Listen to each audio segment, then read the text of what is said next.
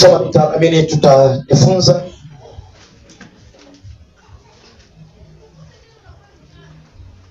ketisha katika madhabahu ya Bwana au wekeza, tumia neno hili, wekeza kwenye madhabahu ya Bwana.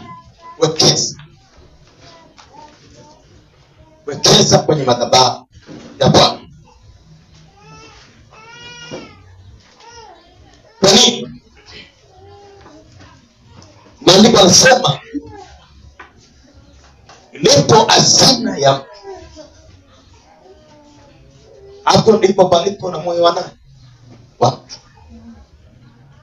Ndipo hazina ya mtu, hapo ndo kuna moyo wa mtu.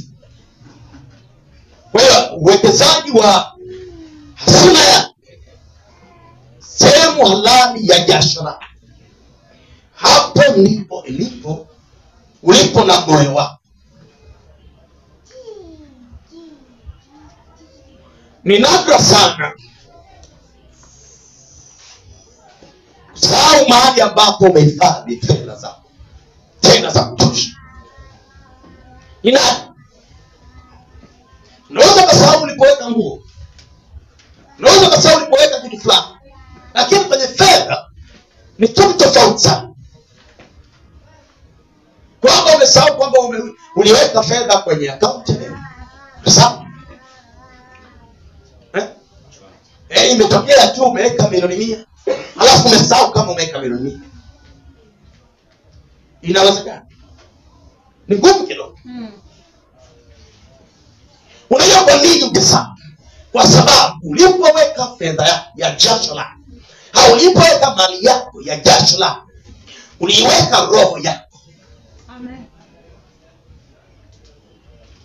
Ulipoweka fedha yako pale, uliweka moyo wako.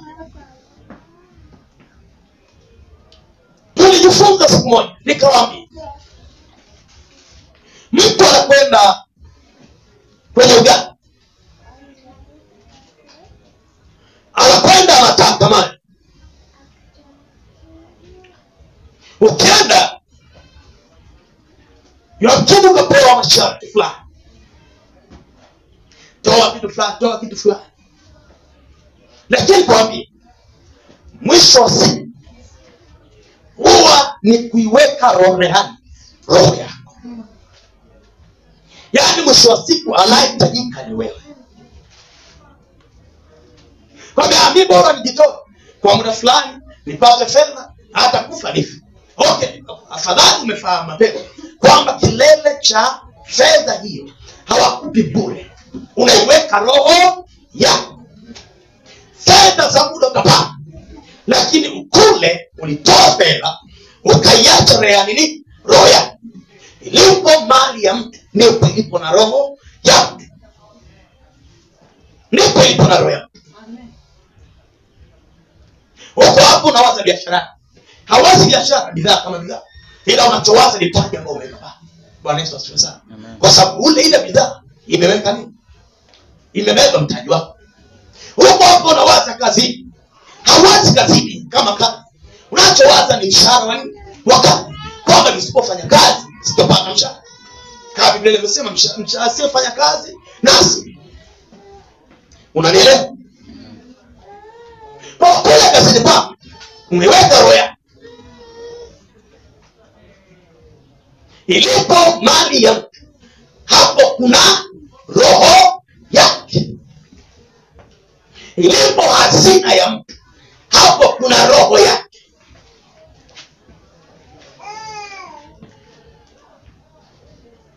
Nikwambie, ndio maana wengine watamwilia Mungu, watamwomba Mungu, tuombe Mungu na kuita nibariki.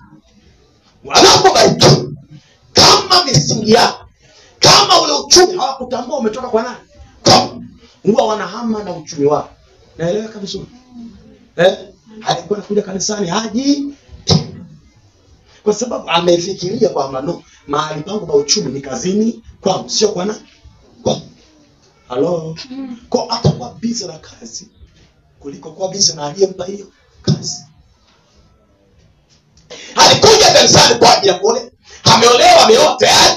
Kwa hiyo akaona kwamba mimi roho yangu haikuwa kwa nani? Kwa Mungu, ilikuwa iko kwa mke wangu, kwa sababu mke wangu ndio ndoa, wala sio Mungu. Kwa baada ya kuona kuolewa kanisani, mguu umefanyaje? Umekaa. Na si tu kanisani, hata ratiba zake binafsi za kutafuta Mungu haziendelei tena. Ilipo hazina ya mtu, ndipo ulipo moyo wake.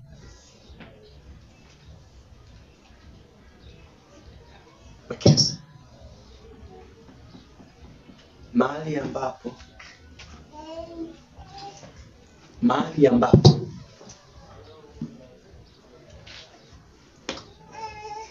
roho yako, wekeza mahali ambapo roho yako unafikiria na kuamini kwamba itakuwa salama. Bwana Yesu asifiwe. Wekeza mahali ambapo roho yako wewe, kwa sababu hivi vitu vinapita, roho yako inadumu. Kwa uwekezaji wako leo ndio usalama wako wa roho yako. Uwekezaji wako bora ndio usalama wako bora. Hala kwa Biblia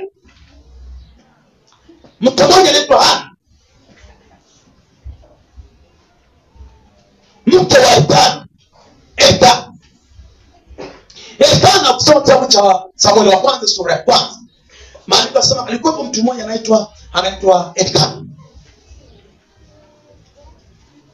Huyo Elkana alikuwa na wake wawili. Mke wa kwanza alikuwa anaitwa nani? Na mke wa pili Hana. Mungu alimjalia Penina kupata watoto. Maandiko yanasema kwamba Mungu akafunga tumbo la nani? La Hana. Kwa hiyo alikaa na baba, haikuwa na mke wa kwanza alikuwa anaitwa Penina. Yeye alikuwa na watoto wengi. Lakini alikuwa na mke wa pili alikuwa anaitwa nani? Hana. Sema Hana. Hana, sio Ana, Hana. Kwa hiyo Hana alitamani kupata mtoto, lakini alikuwa amefungwa tumbo na nani? Pamoja na kufungwa tumbo, Hana aliendelea kumlilia Mungu, kumwomba Mungu, kumhitaji Mungu kwa ajili ya usalama wake, kwa ajili tuseme alitamani kupata mtoto, lakini kwa ajili ya kuona wengine wana watoto. Halo?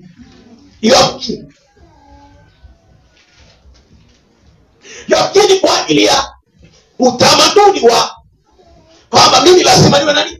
Na maana nishaolewa. Hana akaendelea kumsimu, akaendelea kuomba, pamoja na mgao mara mbili alikuwa anapata Biblia anasema kwamba Hana alikuwa anapewa mara mbili ya Penina. Ikawa Penina alikuwa na watoto, Hana mtoto, lakini Hana alikuwa anapewa mara ngapi? Mara mbili na Mungu. Lakini kupewa mara mbili hakukumfanya Hana awe na amani moyoni. Maandiko yanasema hakupata amani moyoni. Alikuwa moyo umefanyaje? Haujatulia. Pamoja na kupewa, lakini moyo wake hakuweka kwa mume wake. Halo? Amen. Halo? Pamoja na vitu, lakini moyo wake hakuweka kwa mtu, kwa mwanadamu. Bali kwa sababu amtegemea mwanadamu amefanyaje? Amelaani. Amtegemea mwanadamu amelaani. Wewe unawekeza wapi? Wapi ambapo unawekeza wewe? Uwekezaji wako bora ni usalama wa roho yako. Kwa Mungu unaweka nini? Madhabahu unawekeza nini? Mahali ambapo unamwabudu Mungu wako, unatengenezwa, unafundishwa, unaonywa, unabarikiwa kwenye madhabahu, wewe umewekeza nini? Uwekezaji wako bora ndio bora wa roho yako, usalama wa roho yako, ndio neema ya roho yako.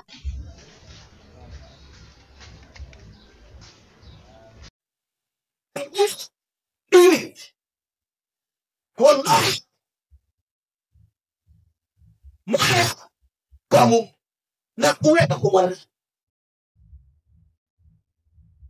Halo?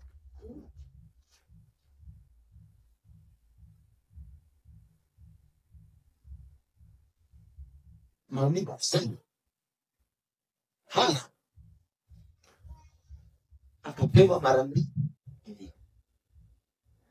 Ule msema wa kwanza sema kulikuwa na mtu mmoja wa Rama mshafi wa nchi vilima vya Efraim, jina lake aliitwa Ekron, mwana wa Yeroma, mwana wa Eli, mwana wa Tohu, mwana wa Efraim. Na alipewa watu wawili, na mmoja aliitwa Hana na jina lake Wakida aliitwa Penina. Naye huyo Penina alikuwa na watoto, lakini Hana hakuwa na watoto, na mtu huyo alikuwa akipea kutoka mjini kwake mwaka kwa mwaka ili kuabudu na kutolea Bwana wanajeshi dhabihu katika Shilo.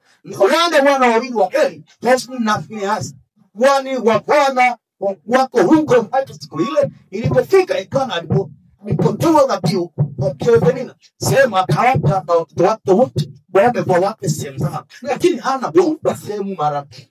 Mungu alipanga Bwana alikuwa amemfunga ili wenzake umchokoza sana kumsikitisha, kwa sababu Bwana alikuwa amechunga tumbo. Tena Bwana akamfanya hivyo mwaka kwa mwaka.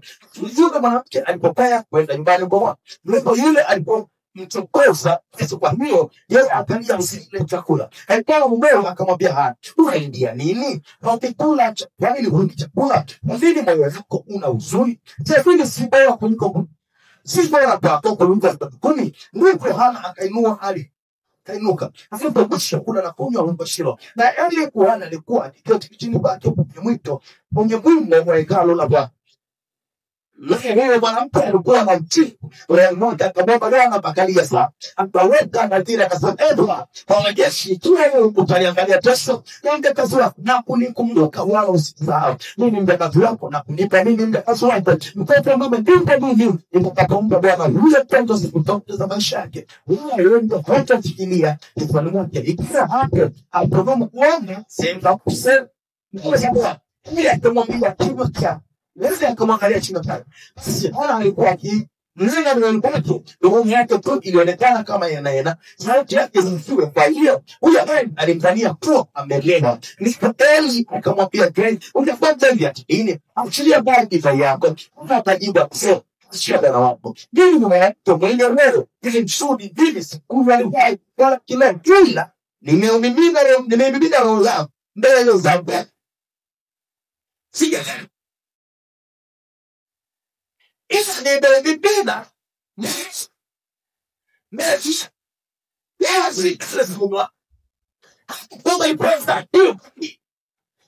They press the doctor's window. She's getting off to. She's getting rid of me. You.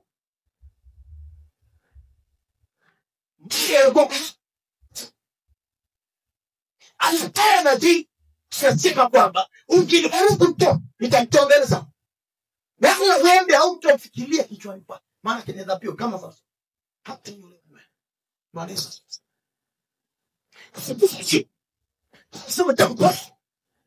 Ni kwa chinagumi. Mesako. Hakeli chako Mungu sawa. Nikitapisa tumbo la. Lakini sinakitaka kikaima baba huyu. Nikisikia wala ndio mimi. Lakini kakitea mbele za ndio na moja. Wewe ndio ungeomba kitabu sasa. Ndio kutoa sababu kwa kuonesha nataka. Wewe. Nitaka ndio. Nitaka nchekwa. Nitaka kutaiwa. Nitaka kupepea shima. Ndio na kufunga. Ya mtini ungerudisha heshima. Akisema hapana, sitakubali wala kukazana wala kushukia masengenyo. Lakini walipitiwa. Sisi ni baba no. Sitaweza kufahamu wala sitaweza kujifurahisha kwa sababu wao wamecheza binti chakula. Hello. Cha kwanza nitamtolea nani? Na dada alikuwa alisoma. Kwanza leti swali. Sikiliza mshu. Alisoma. Alipomaliza prayer ajira kawashika. Kwa akawa pale soko la Buhongo. Zamani kabla ya dampo. Buhongo pale ndo ile soko la dampo lilikuwa Buhongo. Bwana Yesu asifiwe. Pale mataa. Kwa wafanya biashara wa wakulima sio wanakuja, wala wafanya biashara wanachukua zile mboga mboga. Kwa hiyo alikuwa anakuja ananunua mboga, ana depreciate.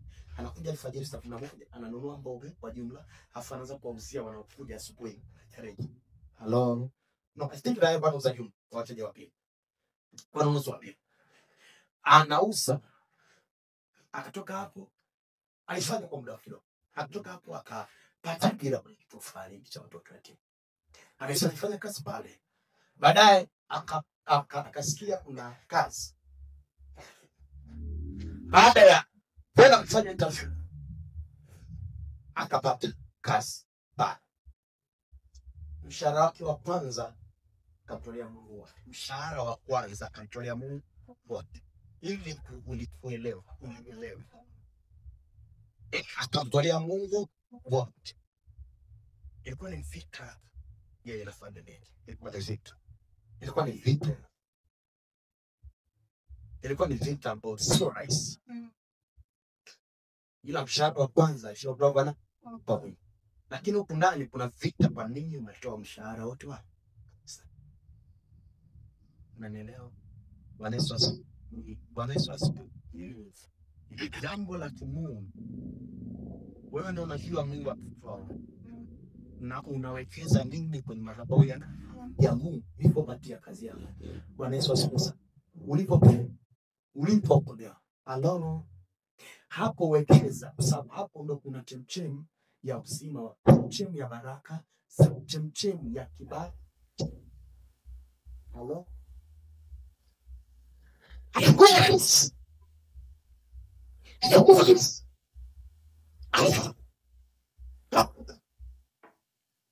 Halafu wamefunga. Afu wewe unaenda. Yes. Sisi sema mtoto nitakutombea. Sikatao. Sisi tunazungumza leo. Tunazungumza leo. Alikuwa anauza mboga Kenya Marekani. Uingereza. Man, Uholanzi. Hizi Kenya na Uganda hapo Nairobi. Ni kwa. Wakipata machozi tafuna kupeleka ndani. Hivi tutoa kulipa kupika. Wanasanii kwenye madhabahu. I said, let me tell you. Nisiche pesa. Tunahitaji pesa. Wakisha kitu ambacho kitaishi kwenye madhabahu ya. Wakisha kitu ambacho kitaishi kwenye madhabahu ya.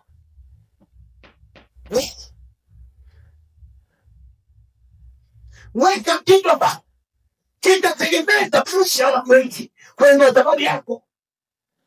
Usitamani wao ndani ya kinasi kwanza. Wewe wafikiwaji na uwekezaji wako. Kwa sababu kile unachokifanya kinainua maisha yako wengi. Okay, for example, haifunza madhabahu. Sinatumika kukubariki wewe. Halinunua mai. Sipali yako wewe. Haliba na. Kuhusu mlikuja sio. Lakini hateleva. Huko aliko anagusu. Hapa kilipo anagusu. Shininuliwa ile pesa. Kwa pesa. Ndio mtatoa. Ile kusema nipai. Nipai. Wako mtamto. Sasa tuseme la maisha. Nitakoa. Nitaandika jina langu kwa sababu wangu mbele ya pamoja. Bwana Yesu asifiwe. Nitoe heri tu, lakini kuna majina ya watu walioshika hiyo. Wewe kitaba. Tajua jina la Maria. Wewe kweli. Nito kwa Yesu. This for this. Kila anasema mwenyewe. Sijui kama aliambiwa na mume. Naona hakuambiwa kuwa kuna heri mwenda hapo. Tena kuangalia hata sema huyu mbona anagugumia mwenyewe moyoni atakuwa amelewa. Huyu atakuwa amelewa. Na sababu tu acha vibaya hata lini. Utashikiza ni sasa. Acha. Hata mwambie kwa mnyekevu mama watu wanaje. Hasema bwana wangu. Sijalewa. Ila nimeumimina moyo wangu mbele sana. Sawa. Bwana Yesu asifiwe. Bwana Yesu asifiwe. Wewe paji maji. Wewe paji hene. Wewe paji mpe. Wewe paji umepesa mimi. Wewe paji. Wewe paji nipi. Hii ndio hapo. Na mtu mpauche kwa baba. Wewe sasa. Unaenda kutusi na moja. Kabisa. Ndio kutusi na moja. Sasa tunataka kukomboa kwa ile Haudia, unasikia kuna maombi ya kutosha Maria. Kwa hiyo ndio hapo. What's it? Mwisho.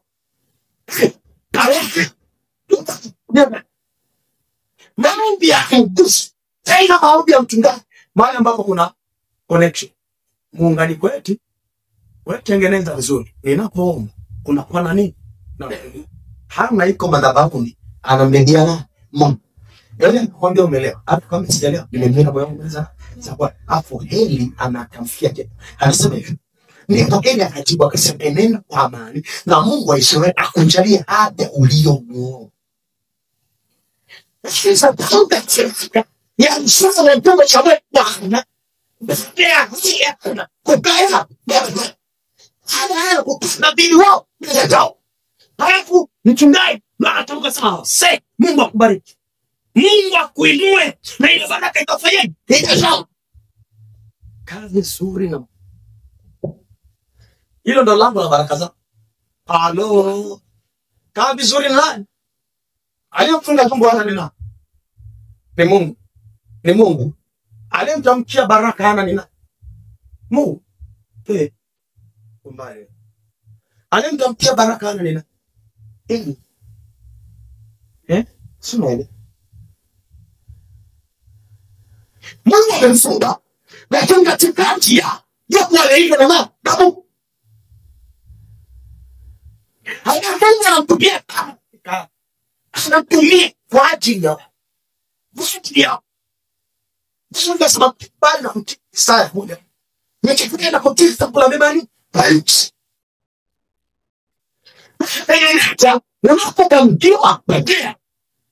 Hii kufundisha watu. Tegemea na Mungu. Kandi shule. Na nisafundisha kwa madhabahu ya kwanza ni moyo wako. Ibada nje uanzie wapi? Nyumbani maana yake moyoni mwako. Wewe uko ulipotengeneza ibada. Unapokuja mahali hapo unakutana nani? Na Mungu. Hello. Bwana Yesu. Baada kutoka sijala. Anamwambia nipo akachua akasema ndio kwa una kama kufanya tayari umejibiwa. Mimi ndo natangaza majibu yako. Na Mungu unaimwa. Ile ya Bwana.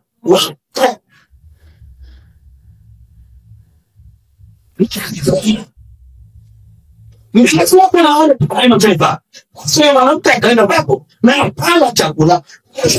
Kwa maana tena kwa kuna mpepo ya kufanya mbele za Bwana. Basi utarejea kufunga ndio mbali kwa elfona contractor.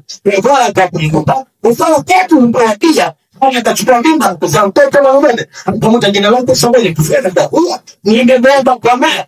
Kwa mtoto ni.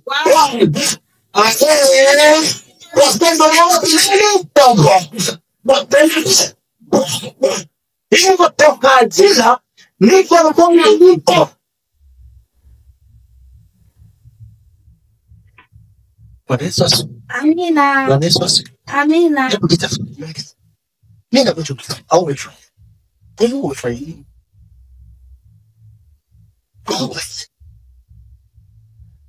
Okay, umefanya nini? Toa ulikopokea. Unaanza kutoa. Kutoa unaanzaga. Halo. Unaanzaga kutoa, hata Mungu mwenyewe anapotoa kwanza unakuja duniani, alafu anaanza kukwambia ni Mungu. Si ndio? Umeumbwa na nani? Si umekuja duniani? Ulikata tiketi ya kuja duniani? Baada ya hapo ndio anakuambia sasa ni abudu mimi.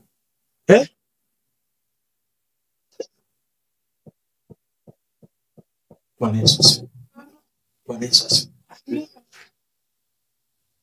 Haya mambo ni rahisi. Kuna ndugu yetu na wangapi wanafahamu Nafa. Anasema alikuwa amekaa pale. Nikatamka kuna mimi sema ngapi? Alikuwa na jirani akamwambia kuna hapo kwenye mimi kuna wakwangu mimi. Kuna wakwangu mimi. Leo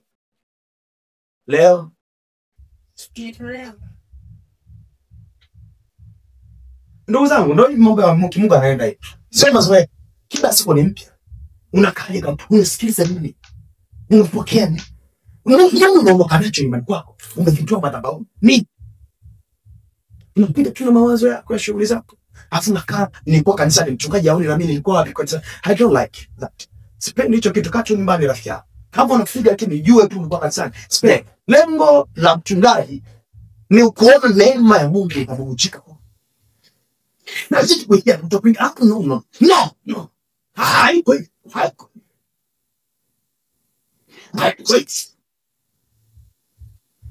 Na ufasema kila mwendea. Nasema amini kwamba hiyo.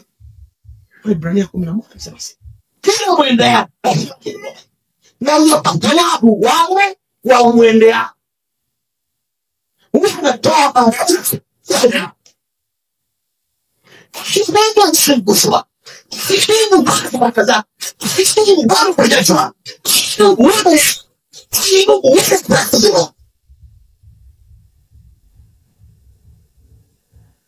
Tumekuwa wenye dhambi. Tumekutana na Bwana Yesu. Ametubadilisha. Si ndio? Anasema kwenye kitabu cha Luka kama jamsema. Luka ile 19 mstari wa 10. Anasema kwamba mwana wa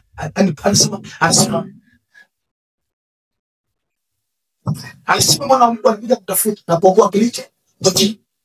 Mwana wa Mungu alikuja kutafuta na kuokoa kilicho potea. Kimepotea kiokolewa. Wokovu ni badiliko. Wokovu ni badiliko ya kitu ambacho kimepotea. Yani atengeneze. Kasema mkuu kuna mkufa atabadilisha kaleje.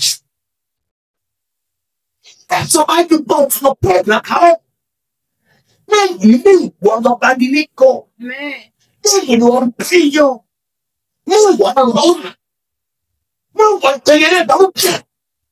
Msio kama vizuri na Mungu. Na kama ni kama ni kombo. Haiwezi pa. Sasa. Wewe Mungu kuona neema. Tafundisha Mungu kuone. Ni nani? Bwana Yesu asifiwe. Bwana Yesu asifiwe.